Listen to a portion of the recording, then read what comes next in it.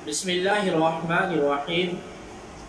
ألم تر إلى الذين حاج إبراهيم في ربه أن آتاه الله الملك إذ قال إبراهيم ربي الذي يحيي ويميت قال أنا أحيي وأميت قال إبراهيم فإن الله يأتي بالشمس من المشرق فأت بها من المغرب فبهت الذي كفر والله لا يهدي القوم الظالمين. یعنی اے حبیب، کیا تم نے اس کو نہ دیکھا تھا جس نے ابراہیم سے اس کے رب کے بارے میں اس بنا پر جھگڑا کیا کہ اللہ نے اسے بادشاہی دی ہے، جب ابراہیم نے فرمایا میرا رب وہ ہے جو زندگی دیتا ہے اور موت دیتا ہے، اس نے کہا میں بھی زندگی دیتا ہوں اور موت دیتا ہوں. ابراہیم نے فرمایا تو اللہ سورج کو مشرق سے لاتا ہے، بس تو اسے مغرب سے لے آ. تو اس کافر کے ہوش اڑ گئے اور اللہ ظالموں کو ہدایت نہیں دیتا. حاج ابراہیم فی ربہ، ابراہیم سے اس کے رب کے بارے میں جھگڑا کیا. گزشتہ آیت میں نور اور تاریکی والوں کا بیان ہوا تھا، اب انہی کی مثال بیان کی جا رہی ہے. نور والوں کے پیشوا سیدنا حضرت ابراہیم علیہ السلام تھے اور تاریکی والوں کے پیشوا نمرود تھا. نمرود کو اللہ تبارک و تعالی نے عظیم سلطنت عطا فرمائی، لیکن اس نے اس پر شکر اور اطاعت کی بجائے تکبر اور غرور اور سرکشی کا راستہ اختیار کیا، حتیٰ کہ اپنی ربوبیت یعنی رب ہونے کا دعویٰ کرنے لگا. سب سے پہلے سر پر تاج رکھنے والا یہی ہے. جب حضرت ابراہیم علیہ السلام نے آگ میں ڈالے جانے سے پہلے یا بعد اسے توحید کی دعوت دی، وہ کہنے لگا کہ تمہارا رب کون ہے جس کی طرف تم ہمیں بلاتے ہو؟ اس پر حضرت ابراہیم علیہ السلام نے جواب دیا کہ میرا رب وہ ہے جو زندگی دیتا ہے اور موت دیتا ہے، یعنی اجسام میں موت اور حیات پیدا کرتا ہے. خدا کو نہ پہچاننے والے کے لیے یہ بہترین رہنمائی تھی، اور اس میں بتایا گیا تھا کہ خود تیری زندگی اس کے وجود کی گواہ ہے کہ تو ایک بے جان نطفہ تھا جسے اس کریم نے انسانی صورت دی اور حیات عطا فرمائی. نیز میرا خدا وہ ہے جو زندگی کے بعد پھر زندگی اجسام کو موت دیتا ہے. اس کی قدرت کی شہادت خود تیری اپنی موت اور حیات میں موجود ہے، لہذا اس خداوند قدوس کے وجود سے بے خبر رہنا کمال درجے کی جہالت اور حماقت اور انتہائی بد نصیبی ہے. یہ دلیل ایسی زبردست تھی کہ اس کا جواب نمرود سے بن نہ پڑا، اور اس خیال سے کہ مجمع کے سامنے اس کو لاجواب اور شرمندہ ہونا پڑتا ہے، اس نے خواہ مخواہ کی بحث شروع کر دی. چنانچہ نمرود نے دو شخصوں کو بلایا، ان میں سے ایک کو قتل کر دیا اور دوسرے کو چھوڑ دیا، اور کہنے لگا کہ میں بھی زندہ کرتا ہوں اور موت دیتا ہوں. یعنی کسی کو گرفتار کر کے چھوڑ دینا اس کو زندہ کرنا ہے. یہ اس کی نہایت احمقانہ بات تھی. کہاں قتل کرنا اور کہاں چھوڑنا اور کہاں موت اور حیات پیدا کرنا. قتل کیے ہوئے شخص کو زندہ کرنے سے عاجز رہنا اور بجائے اس کے زندہ کو چھوڑ دینے کو زندہ کرنا کہنا ہی اس کی ذلت کے لیے کافی تھا. عقل اور شعور رکھنے والوں پر اسی سے ظاہر ہو گیا کہ جو دلیل اور حجت حضرت ابراہیم علیہ السلام نے قائم فرمائی وہ ہر شک اور شبہ کو کاٹ دینے والی ہے اور اس کا جواب ممکن نہیں. لیکن چونکہ نمرود نے شرم مٹانے کے لیے کچھ نہ کچھ جواب دے ہی دیا، اگرچہ وہ سراسر باطل تھا، لہذا حضرت ابراہیم علیہ السلام نے اس پر مناظرہ گرفت فرمائی کہ موت اور حیات کا پیدا کرنا تو تیری قدرت میں نہیں. اے ربوبیت کے جھوٹے دعوے دار، تو اس سے آسان کام ہی کر کے دکھا. تو اس سے آسان کام کر کے دکھا وہ یہ ہے کہ ایک متحرک جسم کی حرکت کو بدل دے، یعنی سورج جو مشرق سے طلوع ہوتا ہے اسے مغرب سے طلوع کر دے. یہ سن کر نمرود ہکا پکا رہ گیا اور کوئی جواب نہ دے سکا. اس آیت سے عقائد میں مناظرہ کرنے کا ثبوت ہوتا ہے، اور یہ سنت انبیاء علیہ السلام ہے۔ اکثر انبیاء کرام علیہ السلام نے اپنی قوم کے منکرین سے مناظرہ فرمایا، بلکہ خود حضور صلی اللہ علیہ وآلہ وسلم نے بھی نجران کے عیسائیوں سے مناظرہ کیا۔ لہذا مناظرہ کرنا برا نہیں ہے، بلکہ سنت انبیاء ہے۔ البتہ اس میں جو تکبر اور سرکشی اور حق کو قبول نہ کرنے کا پہلو داخل ہو گیا وہ برا ہے، اور علماء کرام میں سے جنہوں نے اس کی مذمت بیان کی ہے وہ اسی صورت سے متعلق ہے۔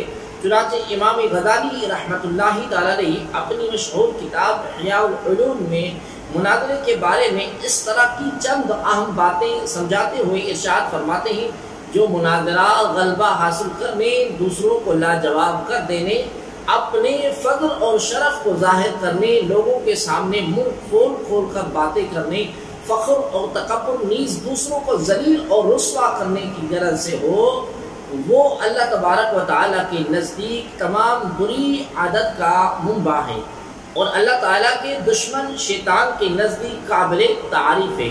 باطنی برائیوں مثلا تکبر، خود پسندی، حسد، بغض، پاک بازی بننے اور حب و جاہ وغیرہ کے ساتھ مناظرہ کو وہی نسبت ہے جو شراب کو ظاہری برائیوں مثلا زنا، الزام تراشی، قتل اور چوری وغیرہ کے ساتھ ہے، اور جس طرح وہ شخص جسے شراب نوشی اور بے حیائی باقی کاموں کا اختیار دیا جائے تو وہ شراب نوشی کو معمول سمجھ کر اختیار کرتا ہے، پھر وہ نشے کی حالت میں باقی بے حیائیوں کا بھی مرتکب ہو جاتا ہے۔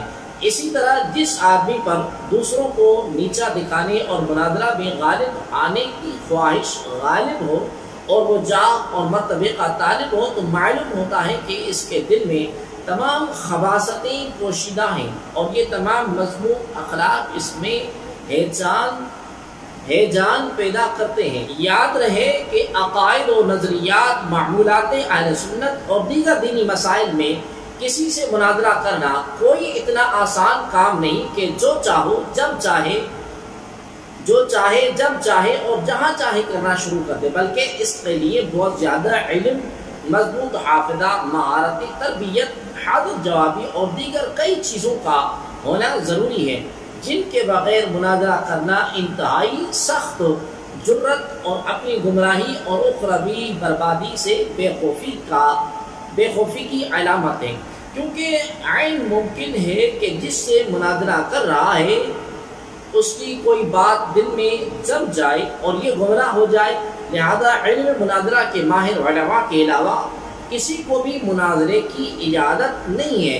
آج کل جو لوگ ایک آدھی کتاب پڑھ کر، دو چار تقریریں یا مناظرے سن کر ہر راہ چلتے سے مناظرہ شروع کرنے کے درپے ہو جاتے ہیں، یہ طرز عمل شرعاً ناجائز اور انتہائی خطرناک ہے، اس سے بچنا ضروری ہے۔ عوام کو کسی بھی صورت مناظرہ اور بحث اور مباحثے کی اجازت نہیں ہے۔ ان پر لازم ہے کہ اپنے عقائد کو صحیح رکھیں اور بحث کی جگہ پر معاملہ علماء کے حوالہ کر دیں۔ پھر علماء کو بھی ہدایت یہ ہے کہ کسی عام مقصد اور فائدہ کے بغیر بلا ضرورت مناظرے کے میدان میں جانے سے گریز کریں، جیسا کہ اعلیٰ حضرت عظیم البرکت مجدد الدین و ملت الشیخ سیدی امام احمد رضا خان فاضل بریلوی رحمۃ اللہ تعالی نے فرماتے ہیں: جو تمام فنون کا ماہر ہو، تمام پیچ جانتا ہو، پوری طاقت رکھتا ہو، تمام ہتھیار پاس ہوں، اس کو بھی کیا ضرور کہ خواہ مخواہ بھیڑیوں کے جنگل میں جائے۔ ہاں، اگر اس ماہر عالم کو ضرورت ہی آ پڑی تو مجبوری ہے۔ اللہ تبارک و تعالی پر توکل کر کے ان ہتھیاروں سے کام لیں۔ او کالذی مر علی قریۃ وہی خاویۃ علی عروشها قال انا یحیی هذه اللہ بعد موتها فاماته اللہ 100 عام ثم بعثه قال كم لبثت قال لبثت يوما او بعض يوم قال بل لبثت 100 عام فانظر الى طعامك وشرابك لم يتسنى وانظر إلى حمارك ولنجعلك آية للناس وانظر إلى العظام كيف ننشزها ثم نكسوها لحما فلما تبين له قال أعلم ان اللہ علی کل شیء قدیر، یعنی یہ کیا تم نے اس شخص کو نہ دیکھا جس کا ایک بستی پر گزر ہوا اور وہ بستی اپنے چھتوں کے بل گر پڑی تھی؟ تو اس شخص نے کہا کہ اللہ انہیں ان کی موت کے بعد کیسے زندہ کرے گا؟ اللہ تبارک و تعالی نے اسے 100 سال موت کی حالت میں رکھا، پھر اسے زندہ کیا، پھر اس شخص سے فرمایا تم یہاں کتنا عرصہ ٹھہرے ہو؟ اس نے عرض کی میں نے 1 دن یا 1 دن سے کچھ کم وقت ٹھہرا ہوں۔ اللہ تبارک و تعالی نے فرمایا نہیں، بلکہ تو یہاں 100 سال ٹھہرا ہے، اور اپنے کھانے اور پانی کو دیکھ کے اب تک بدبودار نہیں ہوا، اور اپنے گدھے کو دیکھ جس کی ہڈیاں تک سلامت نہ رہیں، اور یہ سب اس لیے کیا گیا ہے کہ تاکہ ہم تمہیں لوگوں کے لیے ایک نشانی بنا دیں، اور ان ہڈیوں کو دیکھ کے ہم کیسے انہیں اٹھاتے یعنی زندہ کرتے ہیں، پھر انہیں گوشت پہناتے ہیں۔ تو جب یہ معاملہ اس پر ظاہر ہو گیا تو وہ بول اٹھا میں خوب جانتا ہوں کہ اللہ ہر چیز پر قادر ہے۔ او کالذی مر علی قریہ، یا اس کی طرح جس کا گزر ایک بستی پر ہوا۔ اکثر مفسرین کے بقول اس آیت میں بیان کیا گیا کہ واقعہ حضرت عزیر علیہ السلام کا ہے اور بستی سے بیت المقدس مراد ہے۔ جب بخت نصر بادشاہ نے بیت المقدس کو ویران کیا اور بنی اسرائیل کو قتل اور غارت گری کر کے تباہ کر ڈالا، تو ایک مرتبہ حضرت عزیر علیہ السلام کا وہاں سے گزر ہوا۔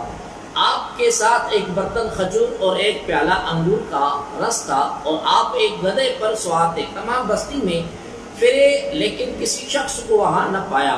بستی کی عمارتیں گری ہوئی تھی۔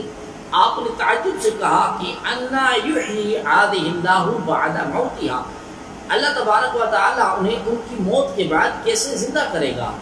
اس کے بعد آپ علیہ السلام نے اپنی سواری کے جانور کو وہاں باندھ دیا اور خود آرام فرمانے لگے۔ اس کی حالت میں آپ کی روح قبض کر لی گئی اور گدھا بھی مر گیا۔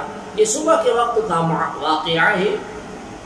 اس سے 70 برس بعد اللہ تبارک و تعالی نے ایران کے بادشاہوں میں سے ایک بادشاہ کو غلبہ دیا، اور وہ اپنی فوجیں لے کر بیت المقدس پہنچا۔ اس کو پہلے سے بھی بہتر طریقے پر آباد کیا، اور بنی اسرائیل میں سے جو لوگ باقی رہ گئے تھے وہ دوبارہ یہاں آ کر بیت المقدس اور اس کے گرد و نواح میں آباد ہو گئے، اور ان کی تعداد بڑھتی رہی۔ اس پورے عرصے میں اللہ تبارک و تعالی نے حضرت عزیر علیہ السلام کو دنیا کی آنکھوں سے پوشیدہ رکھا، اور کوئی آپ کو نہ دیکھ سکا۔ جب آپ کی وفات کو 100 سال گزر گئے تو اللہ تبارک و تعالی نے آپ کو زندہ فرما دیا۔ پہلے آنکھوں میں جان آئی، ابھی تک تمام اجسام میں جان نہ آئی تھی، بقیہ جسم آپ کے دیکھتے دیکھتے زندہ کیا گیا۔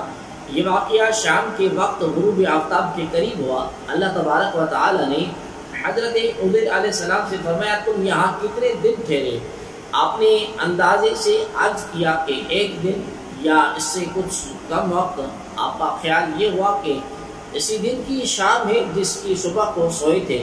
اللہ تبارک و تعالی نے فرمایا یہاں 100 سال ٹھہرے ہو، اپنے کھانے اور پانی یعنی کھجور اور انگور کے رس کو دیکھو کہ ویسا ہی صحیح سلامت باقی ہے، اس میں بو تک پیدا نہیں ہوئی، اور اپنے گدھے کو دیکھو کہ اس کا کیا حال ہے۔ چنانچہ آپ نے دیکھا کہ وہ مر چکا ہے، اس کا بدن گل گیا اور اعضاء بکھر گئے ہیں، صرف سفید ہڈیاں چمک رہی تھیں۔ آپ کی آنکھوں کے سامنے اس کے اعضاء جمع ہوئے، اعضاء اپنی اپنی جگہ پر آئے، ہڈیوں پر گوشت چڑھا، گوشت پر کھال آئی، بال نکلے، پھر اس میں روح پھونکی گئی، اور وہ اٹھ کھڑا ہوا اور وہ آواز نکالنے لگا۔ آپ نے اللہ تبارک و تعالیٰ کی قدرت کا مشاہدہ کیا اور فرمایا میں خوب جانتا ہوں کہ اللہ تبارک و تعالیٰ ہر شے پر قادر ہے، یعنی یقین تو پہلے ہی تھا، عین الیقین حاصل ہو گیا۔ پھر آپ اپنی اس سواری پر سوار ہو کر اپنے محلے میں تشریف لائے۔ سر اقدس اور داڑھی مبارک کے بال سفید تھے، عمر وہی 40 سال کی تھی، کوئی آپ کو نہ پہچانتا تھا۔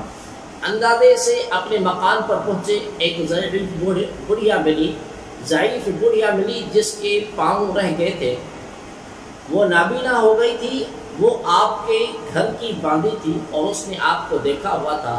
آپ نے اس سے دریافت فرمایا کہ یہ عزیر کا مکان ہے؟ اس نے کہا کہ ہاں، لیکن عزیر کہاں ہے؟ انہیں تو غائب ہوئے 100 سال گزر گئے ہیں۔ یہ کہہ کر وہ خوب روئی۔ آپ علیہ السلام نے فرمایا میں عزیر ہوں۔ اس نے کہا سبحان اللہ، یہ کیسے ہو سکتا ہے؟ آپ نے فرمایا اللہ تبارک و تعالی نے مجھے 100 سال موت کی حالت میں رکھ کر پھر زندہ کیا۔ اس نے کہا حضرت عزیر علیہ السلام مستجاب الدعوات تھے، یعنی جو دعا کرتے قبول ہوتی۔ آپ دعا کیجئے کہ میری آنکھیں دوبارہ دیکھنا شروع کر دیں تاکہ میں اپنی آنکھوں سے آپ کو دیکھوں۔ آپ نے دعا فرمائی اور عورت بینا ہو گئی۔ آپ نے اس کا ہاتھ پکڑ کر فرمایا خدا کے حکم سے اٹھ۔ یہ فرماتے ہی اس کے معذور پاؤں درست ہو گئے۔ اس نے آپ کو دیکھ کر پہچانا اور کہا میں گواہی دیتی ہوں کہ آپ بے شک حضرت عزیر علیہ السلام ہیں۔ وہ آپ کو بنی اسرائیل کے محلے میں لے گئی۔ وہاں ایک مجلس میں آپ کے فرزند تھے جن کی عمر 118 سال کی ہو چکی تھی، اور آپ کے پوتے بھی تھے جو بوڑھے ہو چکے تھے۔ بڑھیا نے مجلس میں پکارا کہ یہ حضرت عزیر علیہ السلام تشریف لائے ہیں۔ اہل مجلس نے اس عورت کو جھٹلایا۔ اس نے کہا کہ مجھے دیکھو، ان کی دعا سے میری حالت ٹھیک ہو گئی ہے۔ لوگ اٹھے اور آپ کے پاس آئے۔ آپ کے فرزند نے کہا کہ میرے والد صاحب کے کندھوں کے درمیان سیاہ بالوں کا ایک ہلال یعنی چاند تھا، جسے مبارک کھول کر دیکھا گیا تو وہ موجود تھا۔ نیز اس زمانے میں توریت کا کوئی نسخہ باقی نہ رہا تھا، کوئی اس کا جاننے والا موجود نہ تھا۔ آپ نے تمام توریت زبانی پڑھ دی۔ ایک شخص نے کہا کہ مجھے اپنے والد سے معلوم ہوا کہ بخت نصر کی ستم انگیزیوں کے بعد گرفتاری کے زمانے میں میرے دادا نے توریت ایک جگہ دفن کر دی تھی۔ اس کا پتہ مجھے معلوم ہے۔ اس پتے پر جستجو کر کے توریت کا دفن شدہ نسخہ نکالا گیا۔ حضرت عزیر علیہ السلام نے اپنی یاد سے جو توریت لکھائی تھی اس سے مقابلہ کیا گیا تو ایک حرف کا فرق نہ تھا۔ وَإِذْ قَالَ إِبْرَاهِيمُ رَبِّ أَرْنِي كَيْفَ تُحْيِي الْمَوْتَى قَالَ أَوَلَمْ تُؤْمِنْ قَالَ بَلَىٰ وَلَكِنْ لِيَطْمَئِنَّ قَلْبِي قَالَ فَخُذْ أَرْبَعَةً مِّنَ الطَّيْرِ فَصُرْهُنَّ إِلَيْكَ ثُمَّ اجْعَلْ عَلَىٰ كُلِّ جَبَلٍ مِّنْهُنَّ جُزْءًا ثُمَّ ادْعُهُنَّ يَأْتِينَكَ سَعْيًا وَاعْلَمْ أَنَّ اللَّهَ عَزِيزٌ حَكِيمٌ۔ اور جب ابراہیم نے عرض کی اے میرے رب تو مجھے دکھا دے کہ تو مردوں کو کس طرح زندہ فرمائے گا۔ اللہ کریم نے فرمایا کیا تجھے یقین نہیں؟ ابراہیم نے عرض کی یقین کیوں نہیں، مگر یہ چاہتا ہوں کہ میرے دل کو قرار آ جائے۔ اللہ تبارک و تعالی نے فرمایا تو پرندوں میں سے کوئی 4 پرندے پکڑ لو، پھر انہیں اپنے ساتھ مانوس کر دو، پھر ان سب کا ایک ایک ٹکڑا ہر پہاڑ پر رکھ دو، پھر انہیں پکارو تو وہ تمہارے پاس دوڑتے ہوئے چلے آئیں گے، اور جان رکھو کہ اللہ غالب و حکمت والا ہے۔ وَإِذْ قَالَ إِبْرَاهِيمُ، اور جب ابراہیم نے عرض کی۔ اس آیت میں اللہ تبارک و تعالیٰ کی عظیم قدرت پر دلالت کرنے والا ایک اور واقعہ بیان کیا جا رہا ہے۔ اس کا خلاصہ یہ ہے، مفسرین نے لکھا ہے کہ سمندر کے کنارے ایک آدمی مرا ہوا پڑا تھا۔ سمندر کا پانی چونکہ چڑھتا اترتا رہتا ہے، چنانچہ جب پانی چڑھا تو مچھلی نے اس کی لاش کو کھایا، اور جب پانی اترا تو جنگل کے درندوں نے کھایا، اور جب درندے چلے گئے تو پرندوں نے کھایا۔ حضرت ابراہیم علیہ السلام نے یہ ملاحظہ فرمایا تو آپ کو شوق ہوا کہ آپ ملاحظہ فرمائیں کہ مردے کس طرح زندہ کیے جائیں گے۔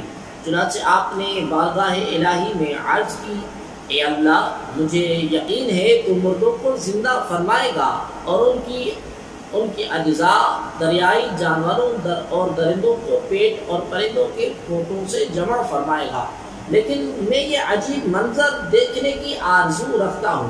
مفسرین کا ایک قول یہ بھی ہے کہ جب اللہ تبارک و تعالی نے حضرت ابراہیم علیہ السلام کو اپنا خلیل بنایا تو حضرت ملک الموت علیہ السلام کے اذن اور اجازت سے آپ علیہ السلام کو اپنا خلیل بنایا۔ وہ یہ بشارت سنانے آئے، آپ نے بشارت سن کر اللہ تبارک و تعالیٰ کی حمد کی اور ملک الموت سے فرمایا کہ اس خلت یعنی خلیل بنائے جانے کی نشانی کیا ہے؟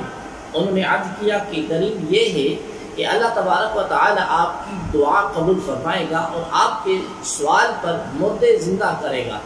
تب آپ نے یہ دعا کی کہ اے اللہ مجھے دکھا کہ تو مردوں کو کس طرح زندہ کرتا ہے۔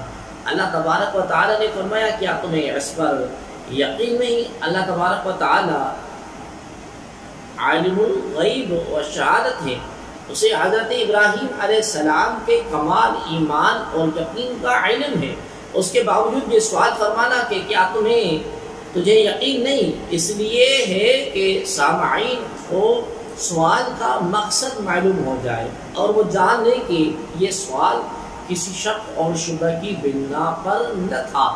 چنانچہ حضرت ابراہیم علیہ السلام نے عرض کی یقین کیوں نہیں، لیکن میں چاہتا ہوں کہ یہ چیز آنکھوں سے دیکھوں تاکہ میرے دل کو قرار آ جائے، اور خلیل بنائے جانے والی صورت پر معنی یہ ہوگی کہ اس علامت سے میرے دل کو تسکین ہو جائے کہ تو نے مجھے اپنا خلیل بنایا۔